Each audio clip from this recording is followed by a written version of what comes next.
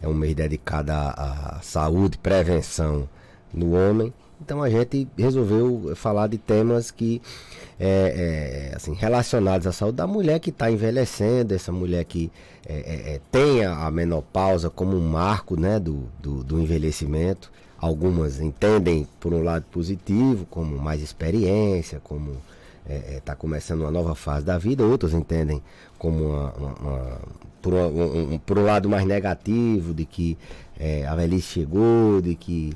E esse período é um período marcado por muitas alterações em virtude da baixa produção, na verdade, da falência dos ovários das mulheres em produzir o hormônio chamado estrógeno, né? Da insuficiência, insuficiência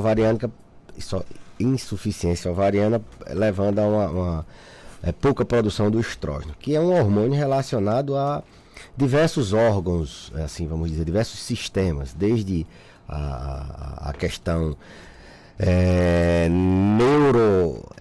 neuromoral, né, assim vamos dizer, aqueles sintomas vasomotores que as mulheres têm, de suor, de calafrio, que famosos fogachos, aquelas ondas de calor que elas têm várias vezes ao dia, que são muitas vezes muitas vezes essa onda que leva ela a buscar auxílio, é o que mais incomoda, né? Então tem essa atuação nesse sistema neuromoral, tem a atuação, o estrógeno quando ele está em níveis otimizados, ele também interfere no metabolismo ósseo. Então a mulher quando entra na menopausa ela tende a ter uma densidade óssea menor, então ela tem mais risco de osteoporose, ela tem uma alteração no risco cardiovascular também, ela tem um acúmulo de gordura daquele colesterol ruim nas artérias, e ela tem um risco cardiovascular aumentado, alterações no próprio sistema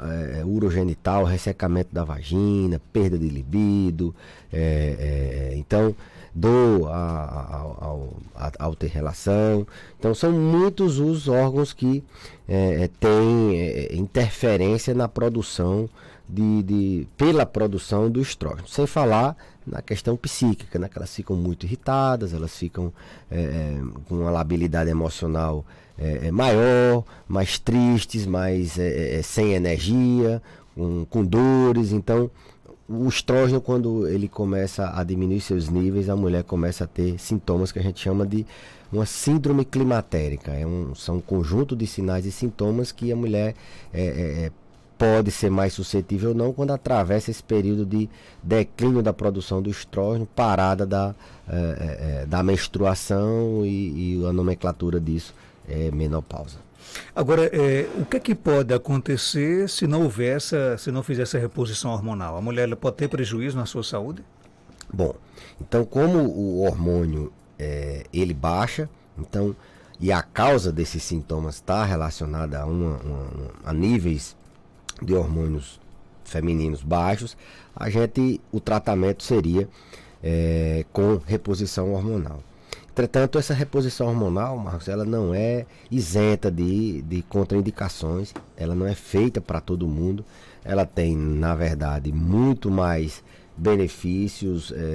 Assim, a gente preconiza de quando a mulher tem esses sintomas a gente fazer essa reposição, mas algumas contraindicações devem ser observadas. Se ela não tem um risco de câncer de mama, se ela não tem um sangramento vaginal que não está conseguindo controlar, se ela não tem endometriose, se ela não tem risco de ter trombose nas pernas, se ela não está com risco cardiovascular muito alto, porque o hormônio ele tem também seus riscos. Não são riscos assim considerados altos, desde que seja feita uma avaliação prévia, mas é o tratamento de escolha. Então, pacientes que estão nessa fase de transição, adulto jovem para a velhice, para o envelhecimento, para a terceira idade, as mulheres que começam a ter sintomas relacionados, esses que eu falei há bem pouco tempo, relacionados ao climatério, a gente tem essa opção de fazer a reposição hormonal. Isso protege o osso, né, no caso de ter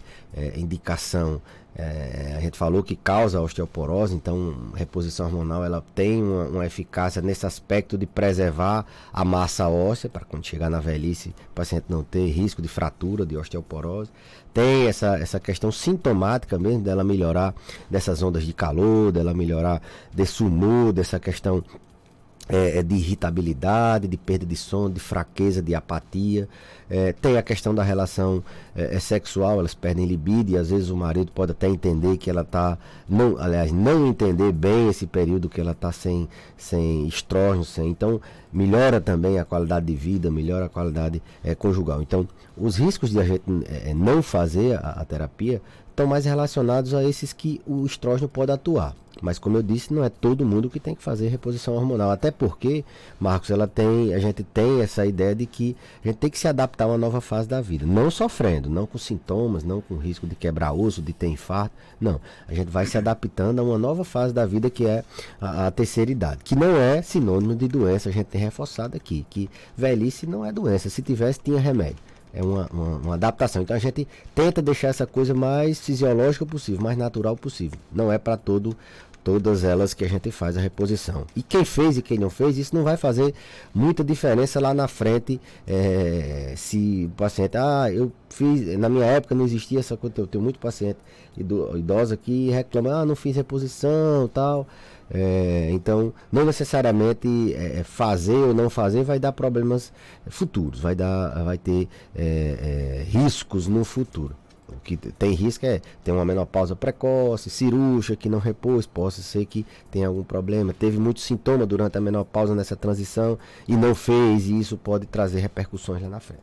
A nossa ouvinte pergunta, doutor Belísio, quando começa, qual é a melhor idade para começar a fazer o tratamento da menopausa?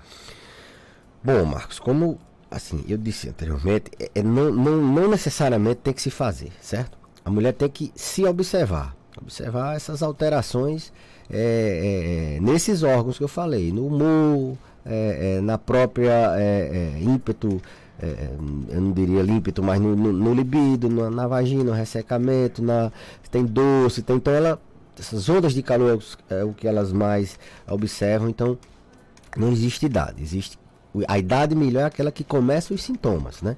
Então uma média de idade entre 55 entre 45 e 55 anos, a média mesmo seria 50 anos, a mulher entra num processo, não é só a última menstruação, antes disso ela já vem diminuindo a produção de hormônio. Então uma média seria aí entre 45 e 50 anos, se ela tem sintomas, começar a se preocupar com isso. Isso a gente está falando como geriatra porque é um marco do envelhecimento.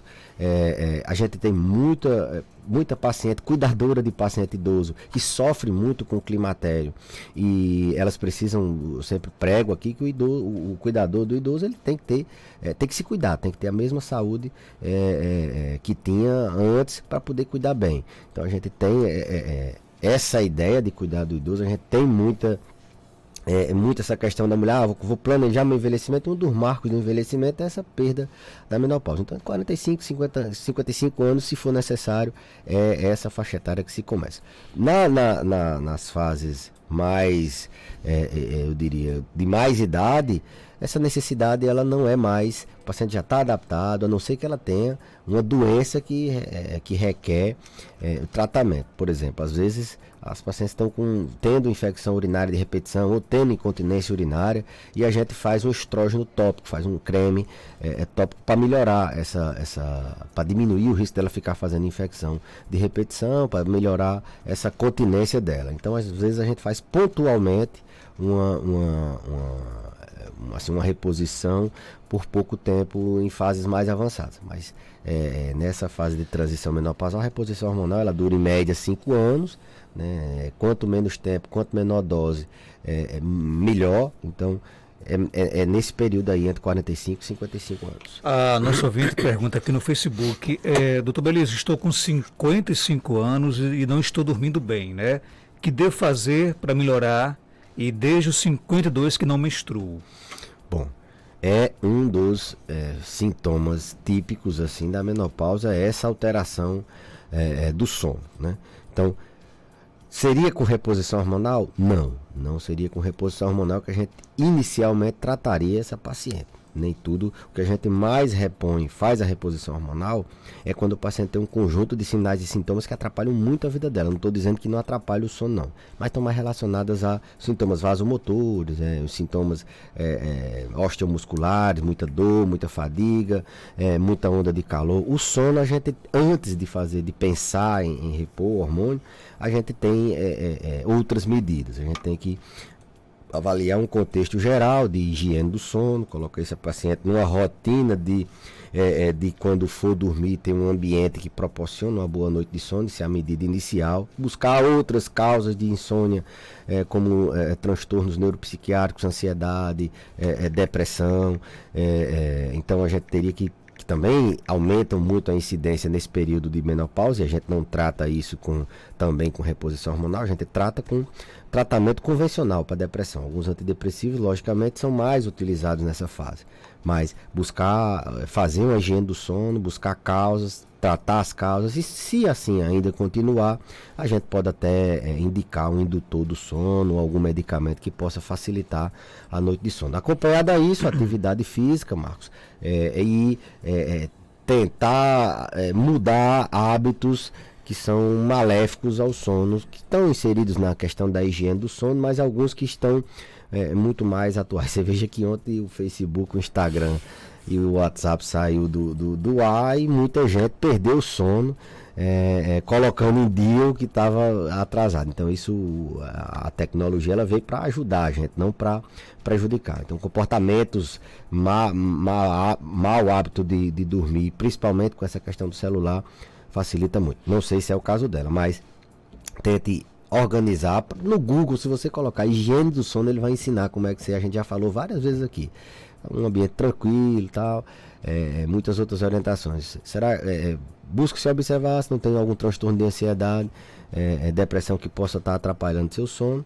Busque e procure auxílio. Já está numa fase que mais do que nunca já deve pensar na saúde, para plantar saúde agora e colher saúde na velhice. Crise de choro, insônia, próximo à mulher menstruar, já é sintoma de menopausa?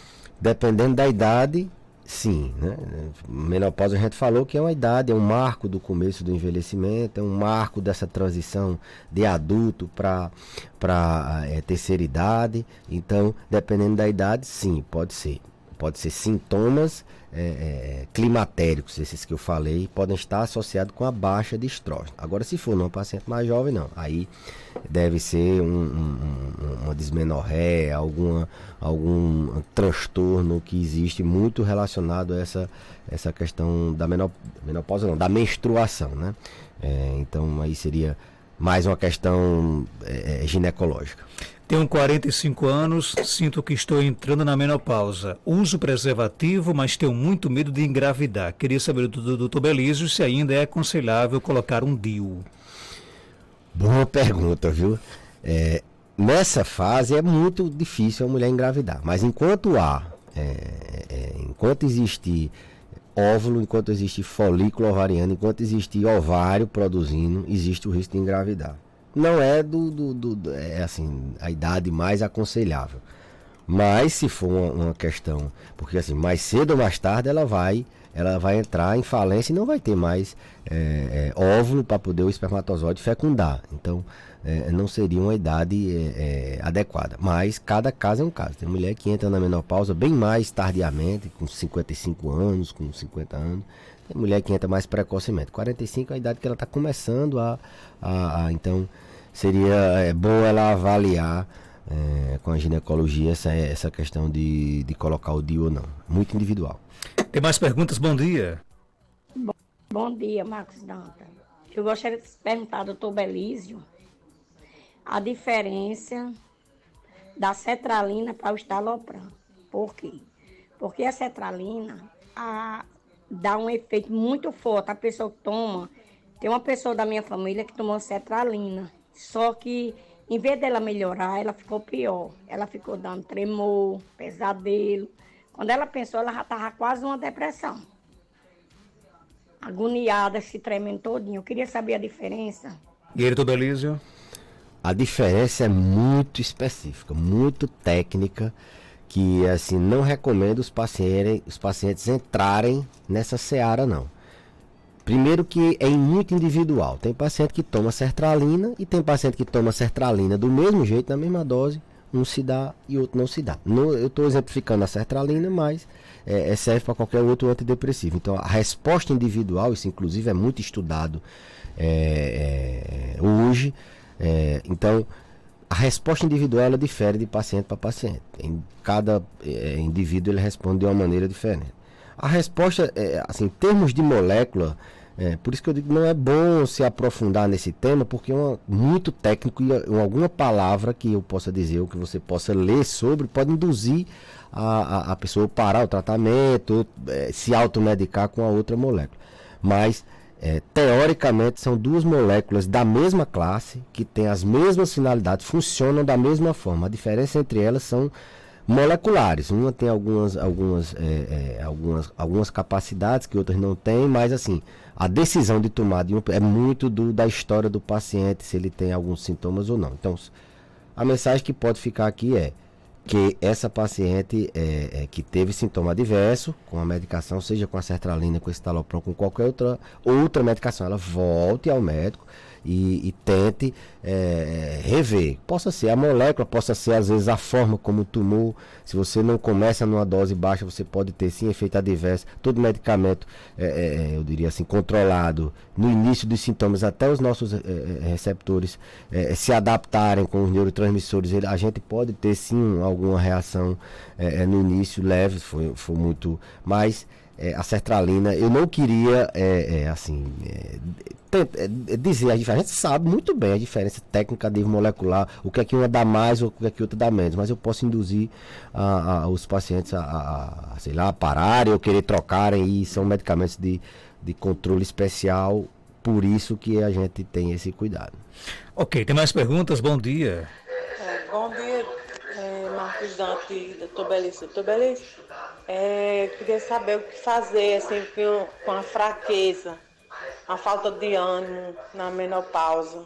Eu tô na menopausa assim, com muita fraqueza e muita falta de ânimo. E ele, doutor Belício?